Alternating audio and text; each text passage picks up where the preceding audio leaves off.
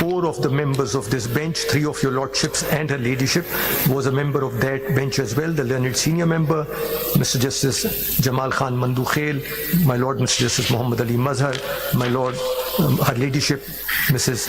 Musarrat Hilali. I'm not Mrs. Sorry, Miss my apologies, your ladyship, Miss Musarrat Hilali, Miss Justice Musarrat Hilali. All right. My apologies. records दुरुस्त कर ले. Thank you. 1062, your ladyship. The interpretation, Roman paragraph. Sorry Makhdoom साहब, मेरे वालिद का नाम साथ में लिखा है तो इसलिए मैं बहुत माइंड करती हूँ. Next is my father's name, so इसलिए मैं not at all. No, your ladyship doesn't need to say sorry. It is I who should have been better informed and I need to apologize. Page 1062, Roman paragraph 3.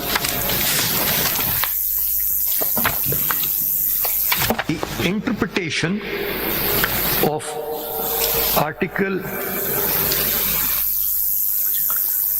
62(1)(f) of the Constitution in imposing a lifetime disqualification upon a person through an implied declaration of a court of civil jurisdiction while adjudicating upon civil rights and obligations of the parties is beyond the scope of the said article and amounts to reading into the Constitution. Paragraph Roman 6, the view taken in Samiullah Baloch versus Abdul Karim Sherwani, treating the declaration made by a court of civil jurisdiction regarding breach of certain civil rights and obligations as a declaration mentioned in Article 62(1) of the 1F of the Constitution, and making such declaration to have a lifelong disqualifying effect, amounts to reading into the Constitution and is therefore overruled. If your ladyship and your lordships may also turn to page 1074. 1074, sideline G. It is, however, important to underline that there is a marked difference between progressive interpretation and amendment of the Constitution. By way of progressive interpretation, as observed in MQM, a particular provision, a term, or a word of the Constitution is interpreted dynamically and purposively with a view to achieve the constitutional intent. Courts cannot, under the disguise of progressive interpretation, amend the Constitution and read that into it which is not enshrined in any provision of the Constitution. Then the last 5 lines of this paragraph, any interpretation that does not have any textual mooring or is not entrenched in or flows from any constitutional provision passes for a constitutional amendment by unwarranted reading into the Constitution and is beyond the permissible scope of the judicial act of interpreting the Constitution. And if you may graciously turn the page to paragraph 12, page 1075. Any court, including this court, cannot by a judicial order confer jurisdiction on itself or any other court, tribunal, or authority. The power to confer jurisdiction is legislative in character. Only the legislature possesses it. No court can create or enlarge its own jurisdiction or any other court's jurisdiction, nor any court has any inherent or plenary jurisdiction because of the constitutional command in Article 175, paragraph 2 of the Constitution.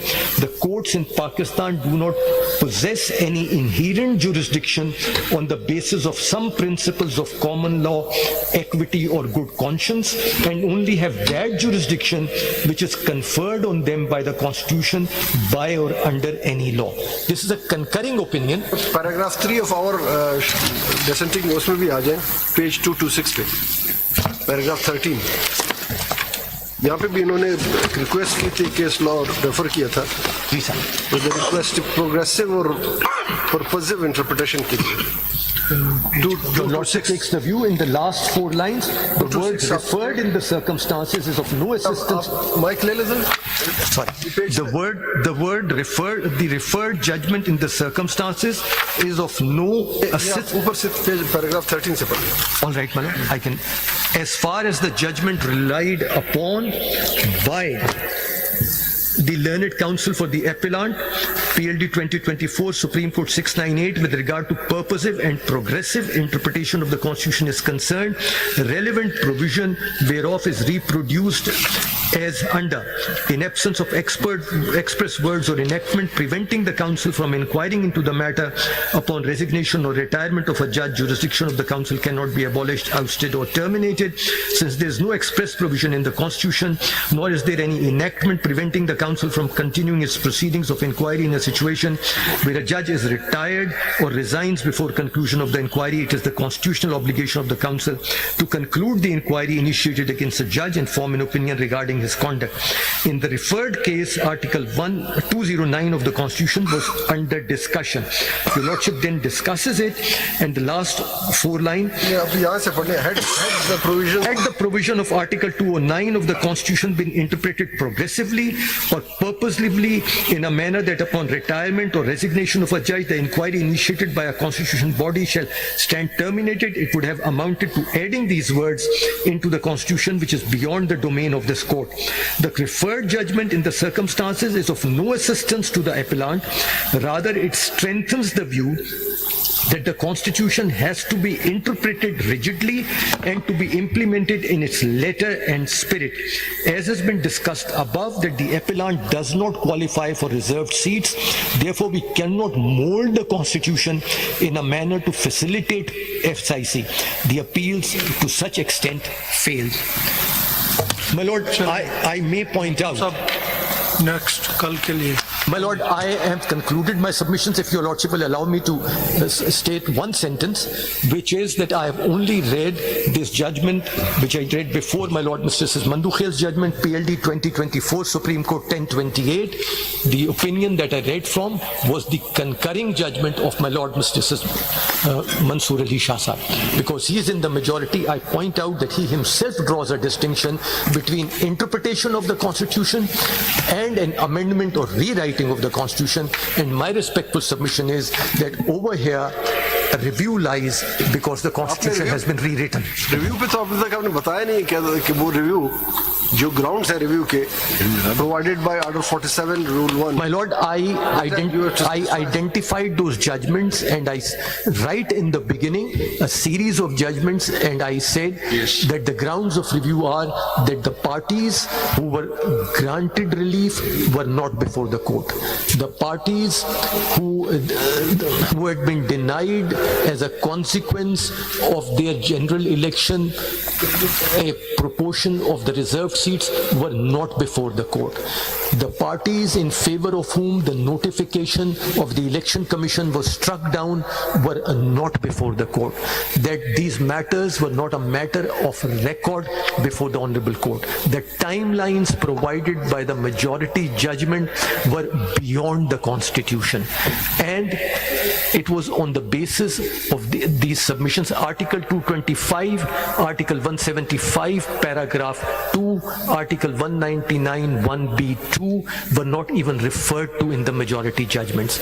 So, passing a judgment which moves away from any of these constitutional provisions and allocates these writs on the basis of a doctrine of constitutional fidelity, which doesn't have moorings either in the Constitution or the jurisprudence of this Honorable Court, was not warranted. Likewise, Article 187 did not give this Honorable Court any jurisdiction in the matter. It allowed this Honorable Court to dispose of a lis in which jurisdiction was validly invoked by molding relief. Those are the grounds of review. Suppose आपकी review अगर allow होती है suppose, तो what would be the consequences? क्या होंगे? कौन से prevail करेगी judgment? My Lord, if the review, बाकी judgments और भी हैं. no, my Lord, yes, may I say, if the review can be allowed in a number of manners. If the review is completely allowed, then it is the majority judgment which is over overturned, which is reversed. So far as the minority views are concerned, there is no review petition against a minority view because the review petition is against the majority judgment of the court.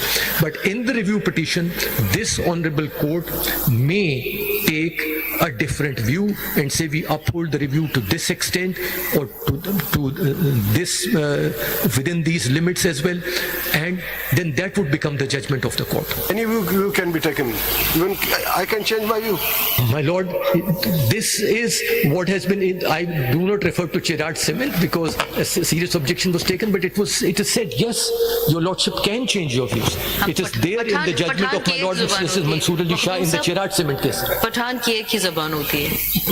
Yes, but the views can change. You have completed your. My lord, that's my submission. अभी इनके बाद कौन करेगा? Mr. Makhdoom Ali Khan, the counsel for the review petitioners, has completed her arguments on behalf of the SIC respondent. SIC? No other respondents, no other petitioners would argue? नहीं वो इन्होंने करना My lord, on behalf of the Election Commission, I have submitted written formulations with detailed arguments, and those may be taken as my submissions, my lord. And my written submissions are also there, my lord, in CMA number 3104, my lord. Taken on record, my lord. ठीक है. Lordship, on behalf ये जरा of please note कर लें so that there is no right of rebuttal because they've all given up their right. Lordship, आपसे arguments of Makhdoom Ali Khan.